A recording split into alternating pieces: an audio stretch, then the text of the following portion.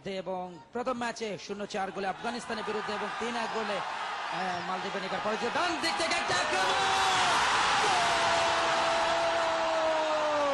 সাখাওয়াত হোসেন রনি চমৎকার একটি বল বাড়িয়েছিলেন এক্ষেত্রে জাহিদ হোসেন, এবং সাখাওয়াত হোসেন রনি কিন্তু কোনো ভুল করলেন না।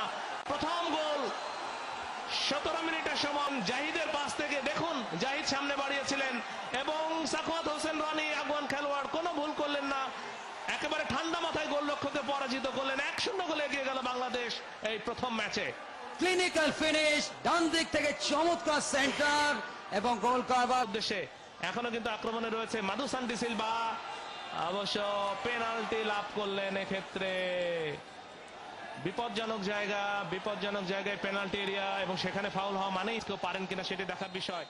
এডিসন ফিগুরাডো কিক নিলেন এবং একেবারে ঠান্ডা মাথায় গোলরক্ষক কিন্তু অ্যান্টিসিপেট করতে পারেননি কোন দিকে কিকটি আসবে, এবং যার কারণে কিন্তু সহজ গোল করলেন বলতে হবে পেনাল্টি থেকে এডিসন ফিগুরাডো। কিছুটা হতাশ, আবারও দেখুন রিপ্লে, একেবারে ঠান্ডা মাথায় খুব জোরের সাথে কিকটি নিয়েছিলেন তা কিন্তু নয় করলেন, জাস্ট গোলরক্ষককে কিন্তু ইমপ্রেশনে বিট করতে সক্ষম হলেন গোলরক্ষক।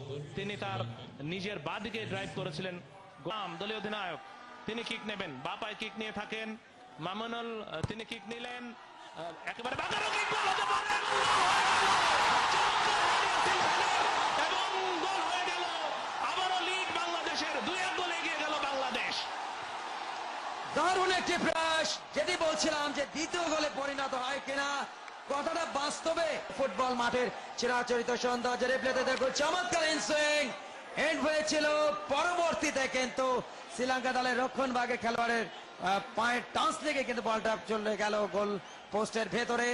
আরো একটি অ্যাঙ্গেল থেকে দেখানো হলো, ইয়াসিন খান এক্ষেত্রে হেডটি করেছেন এবং এক্ষেত্রে কিক নিলেন এবং সরাসরি কিক নিলেন এবং সরাসরি